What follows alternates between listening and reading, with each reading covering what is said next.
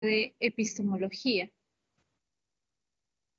Como ya hemos mencionado antes, la epistemología es una disciplina filosófica, ¿no?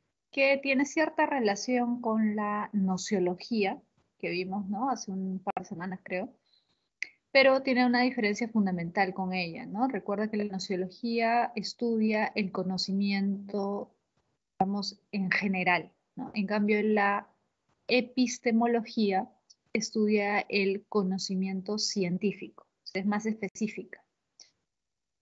Y debido a esto es que muchos también le llaman a la epistemología filosofía de la ciencia, ¿ya?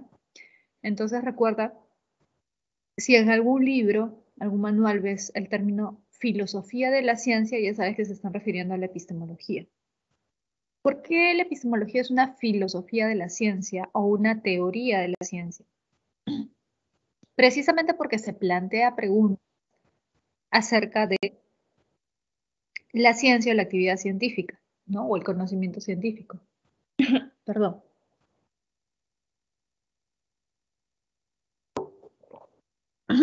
Acá hay un tema interesante, ¿no? Es cierto que en algunos casos los propios científicos pueden plantearse dudas, preguntas acerca de su actividad, de la actividad científica. Es decir, un científico, por ejemplo, podría preguntarse si el conocimiento al que ha llegado es científico o no, hasta qué punto tiene validez científica o no. Si en la ciencia, por ejemplo, podemos hablar de conocimientos verdaderos, si en la ciencia alcanza la verdad, puede plantearse esto como preguntas, digamos, personales, pero la actividad científica, ¿no? Lo que lo hace científico no es eso, ¿cierto? Un biólogo, un químico, un físico no se encarga de eso. No se dedica a plantear preguntas acerca de qué es la ciencia, qué tipo de conocimiento es científico, no, si la ciencia es verdadera, si es un conocimiento verdadero o no, etcétera. La ciencia o el científico no se dedica a eso. Puede plantearse dudas, preguntas, pero su actividad no es esa. Su actividad trata de el área al que se dedica, ¿no? Por ejemplo, un biólogo se dedica a investigar a los seres vivos, estudiar seres vivos, ¿no? Un químico se dedica a estudiar compuestos químicos, reacciones químicas, elementos químicos. Pero estas preguntas, ¿qué es la ciencia? La ciencia es un conocimiento verdadero, ¿no? La ciencia podrá en algún momento alcanzar una verdad absoluta, ¿no? Podrá llegar a explicarlo todo. ¿Cuál es el mejor método científico?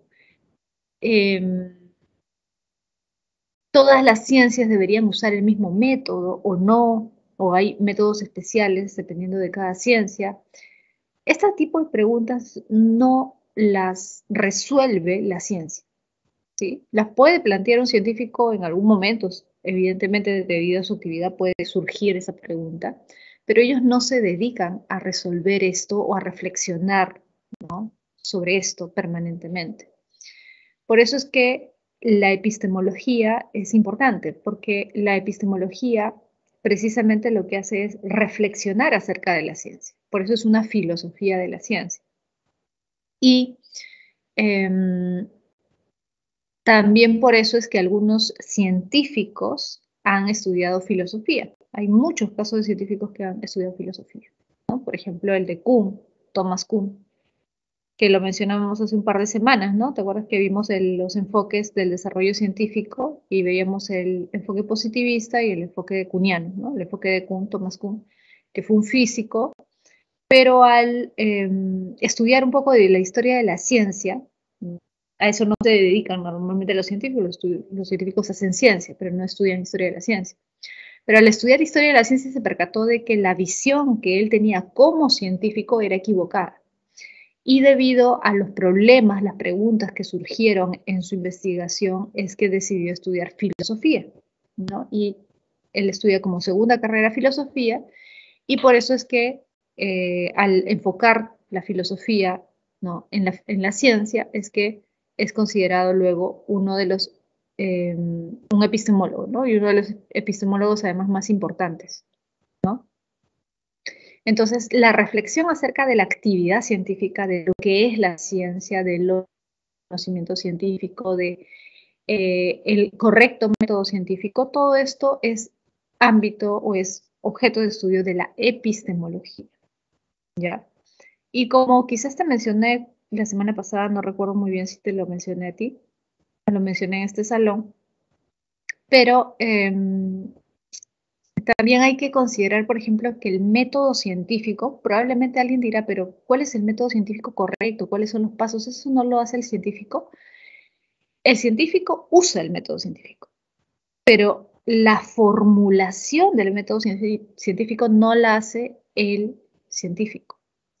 El primero en sostener que era indispensable seguir un método para alcanzar un conocimiento certero, seguro, válido, el primero en formular eso no fue un científico, fue un filósofo, fue Descartes.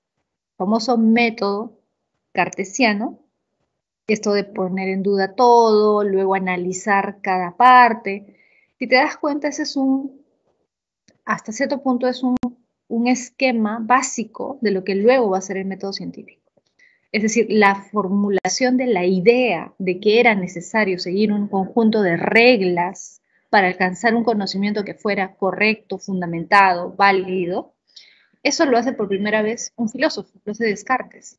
Entonces, en ese sentido podemos decir que fue un filósofo el primero en percatarse de la necesidad de un método para alcanzar un conocimiento válido, ¿no? Después ya las características específicas que ha ido adquiriendo el método científico con el paso del tiempo ya son otra cuestión, ¿no? Ya obviamente eso ya responde a las necesidades de los científicos, pero la idea surge de la filosofía.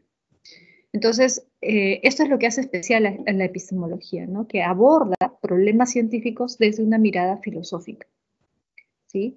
Pero, ojo, teniendo siempre en cuenta también los aportes de la ciencia, ¿no? Porque no podría un epistemólogo ser un buen epistemólogo si no tuviera conocimientos científicos o cierta base de conocimientos científicos para entender cómo funciona la ciencia, ¿sí? Entonces, por eso la epistemología, como tienes ahí, se encarga de estudiar la fundamentación de la ciencia, es decir, cuáles son los fundamentos sobre los que tiene que reposar la ciencia, sobre los que tiene que asentarse, cuál es la estructura de la ciencia también, ¿no? Ahí vamos a ver, por ejemplo, la clasificación de las ciencias, ¿sí? ¿Qué es una teoría científica? También, ¿qué características, qué requisitos debe cumplir una teoría para ser considerada científica? ¿Qué es el método científico? ¿Cuál es el método científico correcto? Y las condiciones de validez de conocimiento científico, ¿no? ¿Qué características debe tener el conocimiento científico? Bien, vamos a pasar ahora a analizar un par de conceptos. Primero, el concepto de ciencia. ¿Qué es la ciencia? Es un conjunto de conocimientos ordenados de manera sistemática acerca de una parte del universo.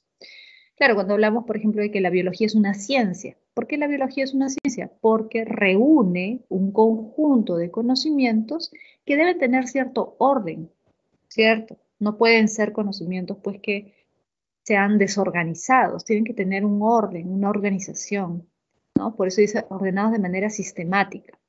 Claro, deben funcionar como un sistema, no pueden ser contradictorios, ¿no? Así como, por ejemplo, en biología tú estudias el sistema respiratorio, el sistema circulatorio, cada parte tiene una función, cada parte tiene una razón de ser y no puede anular una parte a la otra, es decir, no pueden ser estos, tienen que ser coherentes entre sí, a eso se refiere, ¿no?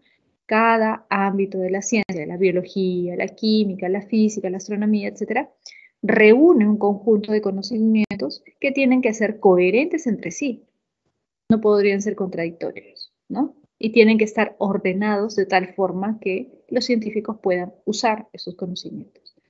Ahora, ¿qué es un conocimiento científico? Es el resultado de la aplicación del método científico. ¿Qué quiere decir esto?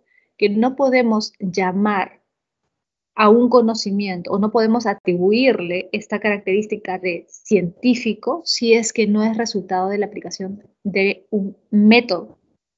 En otras palabras, por ejemplo, si un científico quiere publicar un artículo científico en una revista especializada, una revista científica, el requisito básico que tiene que cumplir ese artículo es que ha pasado por una contrastación de algún tipo. Luego vamos a ver eso, ¿no? No se puede considerar digamos, aceptables los resultados de esa investigación que ese científico quiere publicar, si es que esos resultados no son resultados que han pasado o que son resultados de un método científico. Es decir, que han pasado por la contrastación, la hipótesis y todo lo demás. ¿Se entiende? Es decir, un científico no puede publicar un artículo en función de sus sospechas, de lo que él cree, de lo que a él se le ha ocurrido, de una intuición nada más. No, tiene que haber pasado por el método científico para ser considerado un aporte científico válido. ¿Sí? Ahora, ¿cuáles son las características del conocimiento científico? Primero, es objetivo, es decir, el conocimiento científico no puede estar influido o no puede ser resultado de aspectos subjetivos del científico.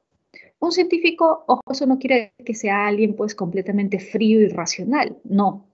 Un científico puede ser una persona creyente, puede ser una persona con prejuicios también, puede ser una persona que desconozca muchas cosas de otras áreas. Un científico no es un sabio, ¿sí? Pero sí se le exige que sea riguroso. Y la rigurosidad científica tiene que ver con la objetividad, es decir, puedes ser creyente, puedes tener prejuicios, puedes tener inclinaciones, deseos, te gustaría que la realidad fuera así, te gustaría que este problema se resolviera de tal forma, pero todos esos deseos, creencias, aspiraciones, todo eso tienes que dejarlo de lado, ¿no? Al momento de estudiar un problema, tiene que enfocarse en el problema, tiene que enfocarse en el objeto que está estudiando. A eso se refiere con que es objetivo. Es decir, debe dejar de lado todo aspecto subjetivo que pudiera alterar su visión del problema o su visión del objeto que está estudiando. ¿Te das cuenta? Por ejemplo, si tenemos el caso de un historiador, es más obvio, ¿no? Un historiador es un científico social, pero evidentemente el historiador puede tener una cierta inclinación por su nacionalidad, por ejemplo, ¿no? Es decir, la Guerra del Pacífico. Si es peruano, probablemente tenga una mirada un poco distinta al historiador chileno, ¿o no? Sí, pero en teoría al menos, ¿no? ¿Quién será un mejor científico social? ¿Quién será un mejor historiador? ¿El que se deja llevar por su patriotismo o el que trata de analizar el problema, estudiar ese fenómeno que fue la Guerra del Pacífico de manera completamente objetiva? Evidentemente, es un mejor científico el que trata de dejar de lado su patriotismo para describir los hechos tal y como ocurrieron, ¿no? Sin alterarlos, ¿cierto? Siempre van a haber algunos elementos subjetivos, ¿no? Sobre todo en este tipo de ciencias, las ciencias sociales, pero la cuestión es que el historiador sea consciente de eso que puede alterar su visión, ¿no? De un fenómeno que está estudiando y trate de dejar de lado esos aspectos para poder estudiar correctamente el problema. ¿Sí? Ahora, también el conocimiento metódico, porque al inicio, ¿no? Porque es resultado de una secuencia de reglas, una secuencia de pasos, ¿no? El conocimiento científico solo es considerado como tal si es que es resultado de la aplicación del método, si es que ha seguido una serie de reglas y de pasos. Tercero, el conocimiento científico es racional. ¿Por qué? Porque debe presentar los conceptos de modo coherente y sistemático, ¿no? Por ejemplo, la teoría de la relatividad de Einstein. Era una teoría científica que proponía una forma de resolver algunos problemas que no tenían solución en ese momento, ¿no? Pero ¿cómo los presentó Einstein? De manera incoherente, de manera, digamos, eh, dispersa, no. Tenía que crear un todo coherente, como un sistema, un cuerpo de conocimientos o de hipótesis que pudieran resolver los problemas que él quería resolver, ¿no? Es decir, leyes que constituyen una teoría científica, porque como vamos a ver luego, las teorías científicas se constituyen por leyes y también por hipótesis, ojo, es decir, por posibles soluciones a problemas que todavía no se han resuelto. Pero más allá de que no se hayan, de que estas hipótesis no sean leyes, es decir, que todavía no se hayan contrastado, esas hipótesis tienen que ser coherentes con las leyes que componen la teoría científica que se está proponiendo. Es decir, no puede haber incoherencia, no puede haber contradicciones. Y por eso es que la lógica, por ejemplo, se ha constituido es una ciencia, pero también es una herramienta para los científicos para precisamente detectar incoherencias, ¿no? Para analizar la coherencia de los razonamientos dentro de una teoría científica. Si se detectan incoherencias, es decir, falta de argumentos coherentes, ¿no? O contradicciones entre los argumentos que se presentan, entonces evidentemente esa teoría científica va a perder, ¿no? Va a perder validez. Entonces es necesario que el conocimiento científico sea coherente y sistemático, ¿no? Por eso, como te repito, muchas veces en la actualidad se usa la lógica para ver la coherencia de los argumentos de una teoría, ¿no? Investigación científica. Luego, el conocimiento científico debe tener base en algo, debe basarse, sostenerse en algo. Esto puede ser de dos tipos, fíjate, ¿eh? El conocimiento científico se sostiene en pruebas y demostraciones. Generalmente, el conocimiento científico se sostiene en pruebas, en evidencia empírica, ¿no? O en experimentos, ¿no? Porque un problema podría tratar de resolverse de una forma, pero para validar, corroborar esa hipótesis es necesario plantear un pequeño experimento, ¿no? Que lo compruebe, ¿no? El experimento es algo empírico, es algo que podemos ver, ¿no? En ese sentido decimos que la ciencia usualmente se fundamenta en pruebas, en evidencia empírica, pero no siempre. Hay excepciones. Y acá hay algo interesante, ¿no? Un aspecto que mucha gente no tiene en cuenta, en el que muchas personas se equivocan, es pensar que la ciencia es superior a la filosofía, por ejemplo, ¿no? A las humanidades o a la religión, porque todo en la ciencia tiene un fundamento empírico, ¿no? Yo he visto muchas veces comentarios de este tipo, ¿no? Ah, pero las personas que creen en Dios creen en algo que no se puede ver, ¿no? En cambio, el científico se basa en lo que se puede ver, ¿no? Y en ese sentido, los que tienen una creencia religiosa, pues hablan tonterías, ¿no? No tienen ningún fundamento lo que ellos plantean. Ya. Yo no digo que la religión sea mejor que la ciencia, o sea igual que la ciencia, o creer en Dios sea correcto, o que Dios existe. Ese no es el problema. El problema es cómo argumentas. La mayoría dice, la ciencia se basa en lo que se puede ver, tocar, medir, y por eso es válido, por eso es mejor, por eso es superior. Ya, ese argumento es completamente equivocado, porque en el ámbito científico hay muchísimas cosas que no se pueden ver, tocar, medir, muchísimas, ¿sí?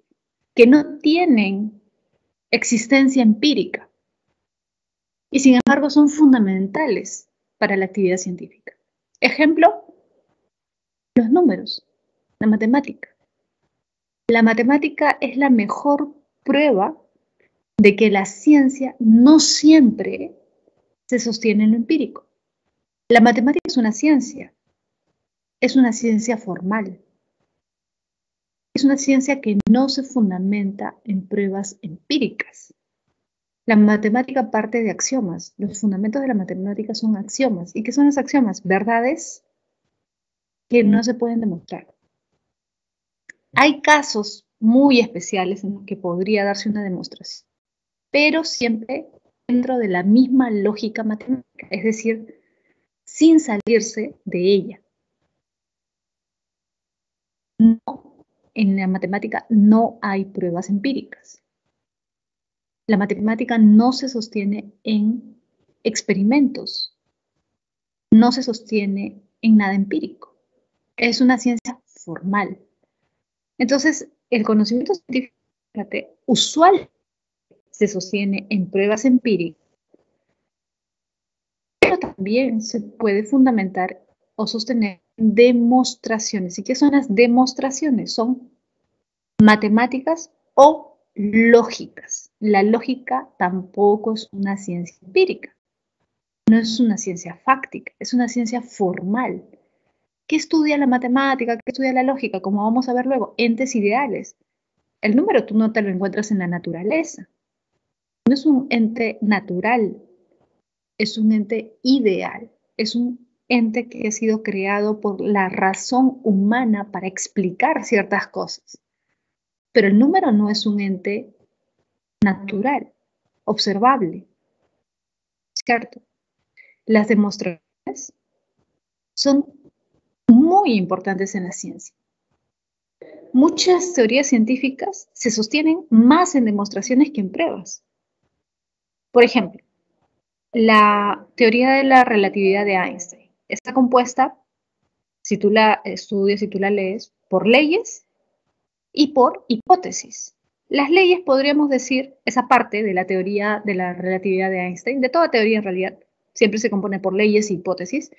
Esa parte que se compone por leyes, podríamos decir que tiene una fundamentación en evidencia empírica, ¿no? Porque las leyes son hipótesis contrastadas, es decir, que han pasado por un proceso de experimentación o de recabación de pruebas. Pero las demostraciones tienen que ver con las hipótesis. Las hipótesis que componen una teoría científica generalmente no están corroboradas por pruebas, no han pasado o han pasado, pero todavía no se han podido corroborar por medio de experimentos. Pero son la única solución racional a ese problema. Y para que tengan cierta validez, al menos tienen que tener una coherencia matemática con las leyes que están incluidas en esa teoría científica. Es decir, una hipótesis, supongamos, yo planteo una hipótesis, no he podido corroborarla. No existen los medios materiales, es decir, los instrumentos, las herramientas para comprobar, para realizar un experimento que corrobore mi hipótesis. Pero por lo menos mi hipótesis tiene que ser coherente con las leyes que ya sí han sido demostradas, porque las leyes ya han pasado el proceso de contrastación. Y no solamente debe ser coherente con las leyes, sino que tiene que tener un sustento matemático. Entonces, fíjate, las hipótesis que forman parte de las teorías científicas no se sostienen necesariamente en pruebas, sino que en la mayoría de los casos se sostienen en demostraciones de carácter matemático. Muchas de las cosas que planteó Einstein eran coherentes desde el punto de vista de la matemática, pero no habían sido contrastadas todavía, porque no existían los medios de contrastación en ese momento. Pasaron los años y se pudieron contrastar con el tiempo, pero sí tenían, ¿qué cosa? Respaldo matemático. ¿Te das cuenta? Por eso la ciencia es fundamentada no solo por pruebas empíricas, sino también y muchas veces solo por demostraciones matemáticas. ¿Sí? Ahora, la ciencia también es regional. Eso ya lo hemos mencionado antes. ¿Por qué? Porque toda ciencia, cada ciencia estudia una parte de la realidad, ¿no? La biología estudia los seres vivos, la química, las composiciones, las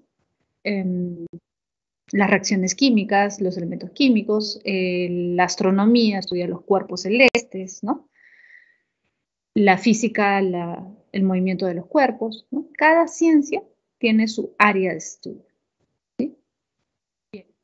Vamos a la clasificación de las ciencias. Acá puedes preguntar, digamos, de acuerdo a cómo preguntes, mejor dicho, vas a clasificar las ciencias, ¿no? Si tú preguntas, ¿qué estudia esta ciencia? Eso es de acuerdo al objeto de estudio. Puedes clasificar las ciencias en dos tipos. Fíjate, ¿eh? Vamos a ver cada una por separado. Entonces hay dos preguntas. Uno, ¿qué estudia esta ciencia? Y segundo, según su función, ¿qué hace esta ciencia? ¿Sí? ¿A qué se dedica esta ciencia? Vamos a comenzar por el de la izquierda, objeto de estudio, ¿no? Dependiendo de qué cosa estudia esta ciencia, las ciencias pueden ser formales o fácticas, ¿sí? Una ciencia es formal cuando estudia, ¿qué cosa? Entidades ideales. Y una ciencia es fáctica cuando estudia ¿qué cosa? Entidades observables, medibles, cuantificables, entidades de la naturaleza, ¿sí? No importa si la entidad esta que estudian las ciencias fácticas son observables a simple vista, no necesariamente. Eso no es relevante.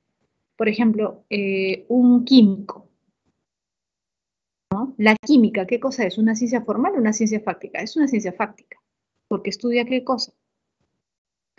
Estudia reacciones químicas, elementos químicos, ¿no? Un biólogo, o la biología, ¿qué cosa es? Una ciencia fáctica que estudia un biólogo. Estudia una célula, estudia también, no sé, bacterias, virus.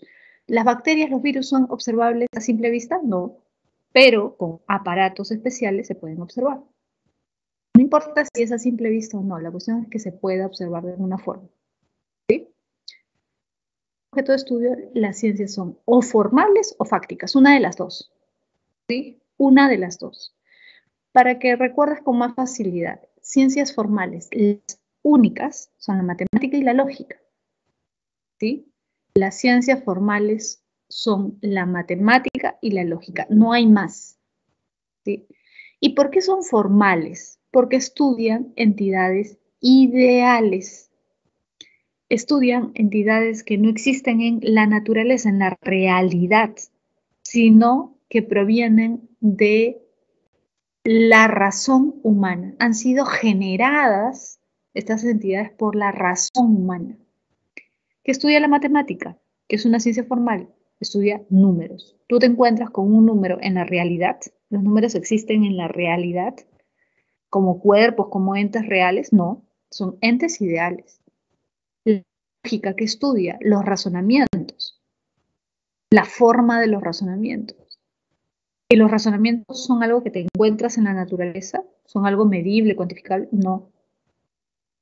Los razonamientos son entidades racionales, conceptos que tienen que ver con conceptos abstractos de la mente del hombre. ¿Te das cuenta? Provienen de la mente humana. ¿Sí? Entonces, las ciencias formales son matemática y lógica, nada más. Y las ciencias fácticas son todas las demás. ¿Sí? Tenemos ahí la química, la física, la biología, la astronomía, ¿no? Porque estudian entidades observables. La medicina, ¿no? Ciencia fáctica también, estudia entidades observables, medibles, cuantificables. Tú puedes cuantificar bacterias, virus, células, sí, puedes cuantificar. ¿O no? Sí, se pueden cuantificar los espermatozoides. ¿Qué cosas son células? Puedes cuantificar óvulos. ¿Qué cosas son células? Puedes medir, también puedes medir. ¿Sí? Puedes observar un planeta. ¿Qué cosa es eso? Es una entidad observable. Puedes decir qué tamaño tiene la luna, ¿no? Puedes cuantificar, medir, ¿sí?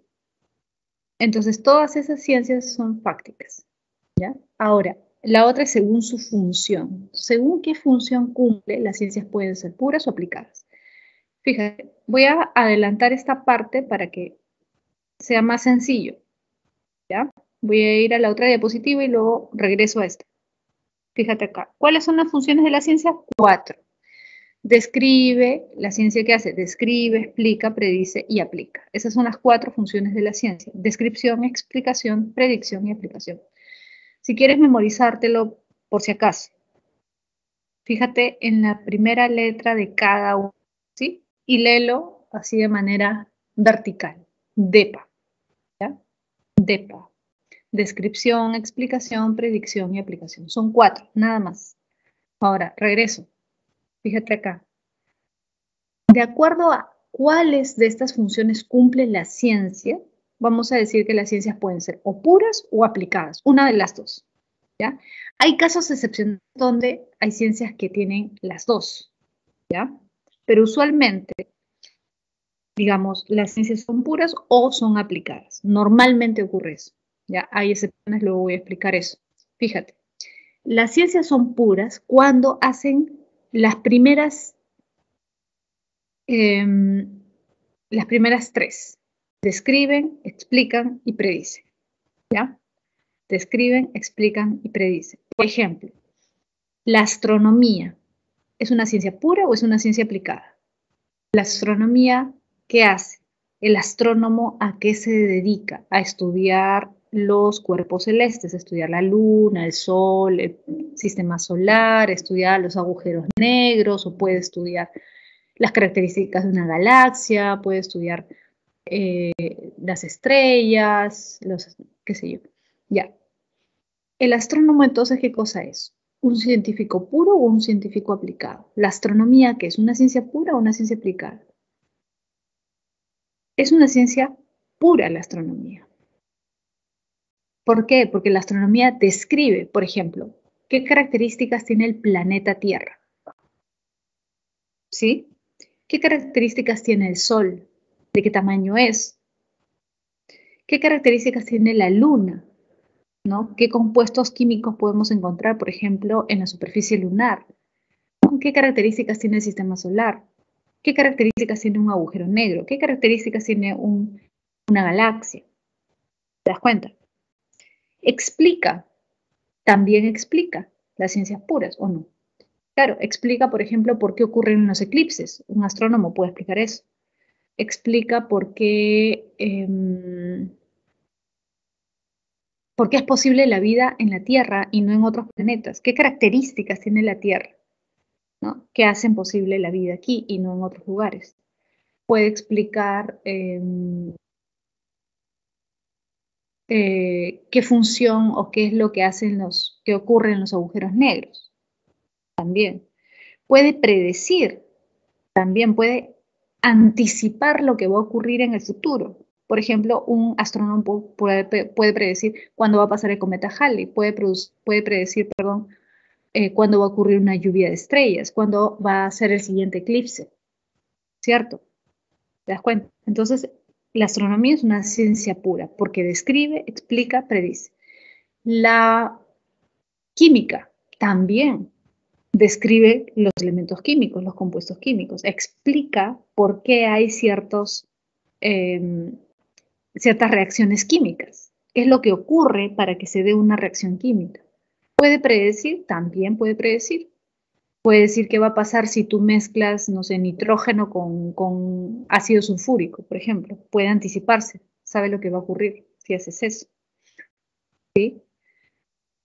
Un biólogo también puede describir, por ejemplo, una enfermedad, puede decir cuáles son los síntomas, puede explicar por qué ocurre esa enfermedad, qué es lo que la ocasiona, por ejemplo, qué es lo que ocasiona el cáncer, cuáles son las causas de que aparezca el cáncer, ¿sí o no? Factores genéticos, factores alimenticios. Puede predecir, también puede predecir, ¿cierto? Puede decir qué síntomas va a tener un paciente si ha contraído coronavirus, por ejemplo. Puede anticiparse, ¿cierto? Entonces las ciencias puras describen, explican, predicen, ¿sí? Un historiador, ya si lo llevamos a las ciencias sociales, también describe o no, puede describir un fenómeno, por ejemplo, puede describir cuáles fueron las características de la guerra del Pacífico, sí. Puede explicar cuáles fueron las causas de esa guerra, por qué se dio la guerra del Pacífico, sí. ¿Qué fue lo que ocasionó la guerra del Pacífico? Sí puede explicar. ¿Sí? En el caso de la predicción, claro, en el historiador no se cumple porque el historiador se dedica al estudio del pasado, ¿no? Pero, digamos, desde cierta perspectiva de la historia, hay algunos que podrían intentar predecir basándose en la historia. Por ejemplo, podrían decir, bueno, tales, tales cosas ocurrieron en esa época, ¿no? Y si se vuelven a dar esas condiciones, podría ocurrir tal cosa, ¿no? Podría ser, ¿no? No necesariamente, pero hay algunos historiadores o algunas personas que se dedican a la historia que a partir de las cosas que ocurrieron antes pueden intentar predecir lo que va a ocurrir después si vuelven a juntarse, digamos, las mismas condiciones que se dieron en un momento, ¿no? Pero usualmente en la historia no, porque el historiador se dedica a estudiar el pasado, ¿no? No se dedica a predecir lo que va a pasar. No, esa no es su función en todo caso. Ahora, fíjate, las ciencias puras entonces, en pocas palabras, ¿qué hacen? Describen, explican y predicen. Aumentan nuestro conocimiento. En pocas palabras, si no existieran ciencias puras, no aumentaría nuestro conocimiento de la realidad. Seríamos ignorantes en muchísimas cosas. No sabríamos cómo es que ocurre un eclipse, por qué se da un terremoto, cómo es el sistema solar.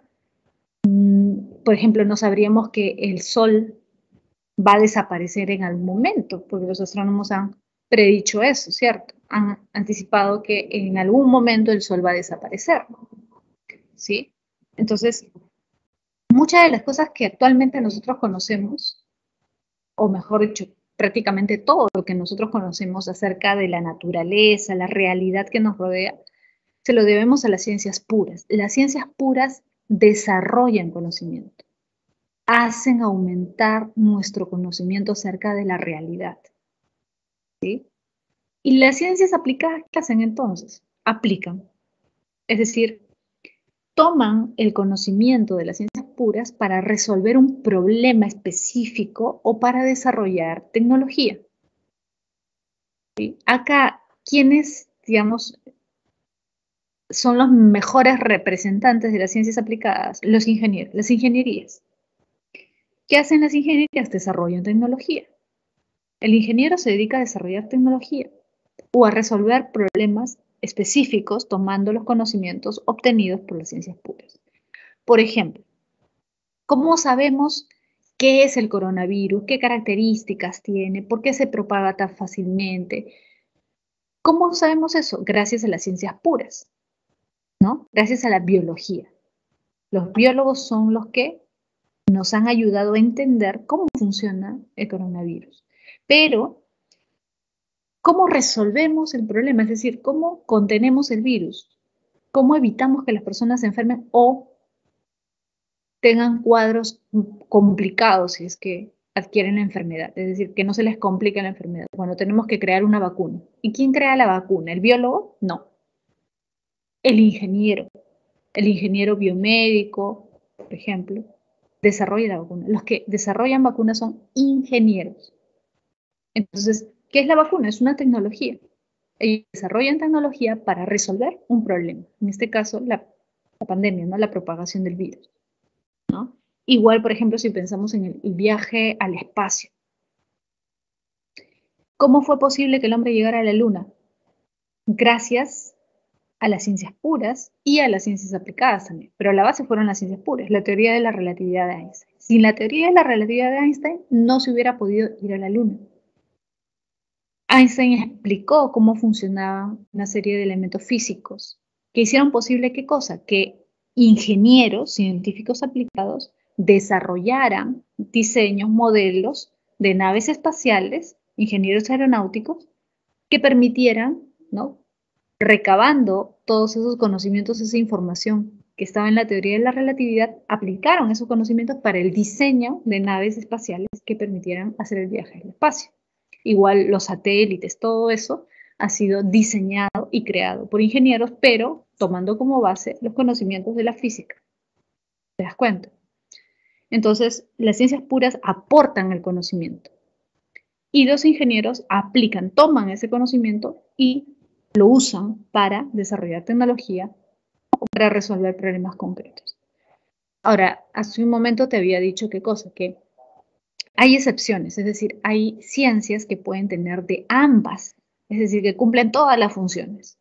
Por ejemplo, la economía. Si tú consideras la economía como una ciencia, ¿no? Es considerada una ciencia, tiene de ambas. Es decir, la economía describe, sí, por ejemplo, puede decirnos un economista que la economía peruana es informal, mayoritariamente informal.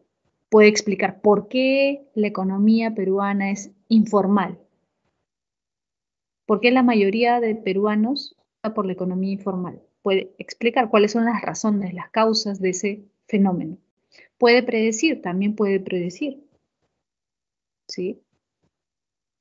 Puede decirnos, por ejemplo, un economista que el próximo año va a haber un crecimiento del 5.5% o entre el 5 y el 6%. Claro, hay una serie de variables que pueden, digamos, hacer que esa predicción no sea tan certera, ¿no? Y eso lo hemos vivido varias veces, por ejemplo, la pandemia. Nadie se esperaba la pandemia, ¿no? economistas que predecían un crecimiento de 5% para el Perú, evidentemente sus pronósticos, sus predicciones no se cumplieron porque ocurrió la pandemia y eso trastocó todo. Entonces, en ciertas ciencias es más difícil predecir, como te darás cuenta, ¿no? La economía, por ejemplo, es una de ellas. Pero el economista describe, explica, predice, no desarrolla tecnología, ¿no? Pero el economista aplica el conocimiento económico que tiene para tratar de resolver problemas. Por ejemplo, un ministro de Economía. El ministro de Economía no está para decirnos, bueno, la economía peruana es informal, esto ocurre por tal cosa y probablemente va a ocurrir esto otro de cada 2 años, ¿no? Un ministro de Economía no se dedica a eso. Un ministro de Economía tiene que aplicar sus conocimientos para resolver problemas, ¿o no? Para eso lo contrata. Igual un médico. Un médico, en general es un científico aplicado, porque tiene que estudiar biología, química, física, sí, pero no es un científico puro. Normalmente, la medicina es una ciencia aplicada. Él trata de resolver problemas, trata de ayudar a sus pacientes a superar sus enfermedades. Es un científico aplicado, pero hay excepciones. Hay médicos que sí han ayudado a aumentar el conocimiento, ¿no? A explicar por qué ocurren ciertas cosas. Y esos precisamente, esos médicos que no se dedican solo a la aplicación, que son la gran mayoría, ¿sí? Esos médicos precisamente son los que normalmente pues los postulan para el Premio Nobel de Medicina. Son los que han aportado. Pero los médicos, la medicina, ¿está diseñada para eso? No. Los médicos no reciben una formación que les permita aumentar el conocimiento científico, ¿no? Los médicos reciben una formación para resolver problemas concretos. Ayudar a un paciente en su enfermedad, resolver un problema, ¿no? Una enfermedad, dar un tratamiento. Pero no están entrenados para hacer aumentar el conocimiento. Ellos estudian la química, la física, la biología para aplicar ese conocimiento en su práctica médica con sus pacientes. Pero hay excepciones, ¿no? Donde sí puede haber un médico que aporte algo. ¿Sí? Bien. Vamos a pasar ahora, esto ya lo expliqué, ¿no? Vamos a pasar ahora a el método científico. Fíjate, el método científico es la serie de reglas o de pasos que debe seguir el científico en su investigación. Cuando un científico investiga, lo que trata de hacer siempre es resolver un problema. Ahora, no es que se le ocurra el problema al científico, usualmente ya hay una serie de problemas que todavía no tienen solución en ese ámbito. Por ejemplo, no es que a Einstein se le ocurrió un problema y por eso escribió su teoría de la relatividad. No, ya habían problemas que no tenían solución cuando él comienza a estudiar física. Y coge uno de esos problemas que ya estaban ahí y trata de darle una solución. ¿Sí? Entonces, usualmente eso ocurre. Hay un problema, tratamos de darle una solución. ¿Y cuál es esa solución? Bueno, no necesariamente la primera idea que tengamos va a ser la correcta, pero tenemos siempre que tratar de dar una solución posible, una solución probable. Eso es la hipótesis, una posible solución al problema. Ojo, la hipótesis no necesariamente es la respuesta, es una posible solución. Es una idea que puede tener el científico para resolver el problema, ¿no? Tiene mucho de intuitivo también. Ahora, después de formular la hipótesis, viene la contrastación, es decir, voy a la realidad, observo la realidad o a un experimento de preferencia para ver si mi hipótesis resiste la experimentación, si tiene sustento en la experimentación, ¿no? En la contrastación. La contrastación también puede ser el recojo de datos, ¿no? O el experimento me lleva a ciertos datos y al final de eso lo que hago es analizar los datos que son resultado del experimento o del recojo de datos que he hecho. Y luego de analizar esos datos voy a llegar a una respuesta. ¿Se ha solucionado o no se ha solucionado el problema? ¿Sí? Vamos a poner un ejemplo concreto para entenderlo mejor, ¿ya? Fíjate, hace muchos años en Europa, no recuerdo en qué país, creo que en Austria, un médico se percató de esto. Eso probablemente lo has escuchado antes, yo te recomiendo que lo busques si quieres en internet para que te des cuenta o más ahí, ¿no? De cómo funciona. Un médico se dio cuenta de lo siguiente, era un médico que atendía en una sala de partos. Habían dos salas de partos en ese hospital, ¿ya? Donde las mujeres daban a luz, ¿no? La sala 1 y la sala 2. En la sala 1 morían, después de dar a luz, más o menos el 15% de las mujeres. Y en la sala 2 morían solamente el 2%. Entonces, si te das cuenta, hay una diferencia abismal. Entre 15 y 2% hay bastante diferencia. Entonces, estos médicos, porque no era uno solo, sino eran varios, se percataron de eso y decían, pero ¿por qué? Ahí hay un problema. ¿Por qué mueren más en la sala 1 que en la sala 2? Además que era absurdo aparentemente. Fíjate, el problema muchas veces tiene que ver con algo que es incongruente, contradictorio. ¿Por qué? Porque en la sala 1 atendían médicos y era donde más morían las mujeres. En cambio, en la sala 2 atendían comadronas, parteras. Y ellos no se explicaban, pero si las comadronas, las parteras tienen menos conocimientos médicos, ¿cómo es que en esa sala no mueren tanto como en esta sala? En la sala donde tienen médicos. Es absurdo, es incongruente. Debería ser al contrario. Entonces, esto ya era un problema. Trataron de plantear distintas soluciones, respuestas a qué era lo que ocurría, ¿no? Pero no hallaban la solución, ¿no? Ninguna de estas hipótesis tenía fuerza, ¿no? Por ejemplo, una hipótesis que se había planteado es que había un sacerdote que siempre iba para dar los santos óleos a las mujeres que ya estaban muriendo, ¿no? Que ya estaban graves, ¿no? Que ya estaban falleciendo y el sacerdote iba con una campanita como anunciando que estaba llegando, ¿no? Y ese médico sobre todo iba a la sala 1, ¿no? Y algunos decían, no, lo que pasa es que el sacerdote al hacer sonar la campanilla asusta a las mujeres, las predispone mal, ¿no? Y ese factor psicológico es lo que hace que se debiliten y mueran más fácilmente. Bueno, le pidieron al sacerdote que no tocara su campanilla cuando fuera, que no, las mujeres en general no se dieran cuenta de su presencia, salvo las que iba a atender él, ¿no? Donde iba él. Y no hubo cambios, es decir, sucedió lo mismo, seguía muriendo la misma cantidad de mujeres. Entonces descartaron, fíjate, esa hipótesis no es, esa no es la respuesta. Entonces, tengo algo muy interesante, fíjate, hubo una contrastación, sí, porque se hizo un pequeño experimento, ya, no toques las campanillas, a ver qué pasa. ¿Qué vieron que pasaba? Recogieron los datos, contaron las mujeres que habían muerto esa semana, analizaron y se dieron cuenta de que seguían muriendo las mismas. Entonces, hipótesis descartada. Entonces, segunda hipótesis y así, ¿no? Usualmente un problema no se resuelve a la primera hipótesis. Eso es casi imposible. Siempre se tienen que plantear varias. Entonces ocurrió una cosa curiosa, ¿no? Algo que si no hubiera ocurrido, no se hubiera resuelto probablemente el problema en mucho tiempo. Ocurrió que un médico falleció, pero lo interesante fue que falleció con una fiebre, con los mismos síntomas de las mujeres que daban a luz. Entonces, el médico que estaba tratando de resolver este problema se percató de eso, ¿no? ¿Por qué mi colega ha fallecido con una fiebre idéntica a la que tienen las mujeres que dan a luz? ¿Por qué? Y fue a ver el cadáver, fue a analizarlo, revisarlo, ¿no? Y se dio cuenta de que el médico que había fallecido tenía un corte, ¿ya? Tenía un corte en el dedo.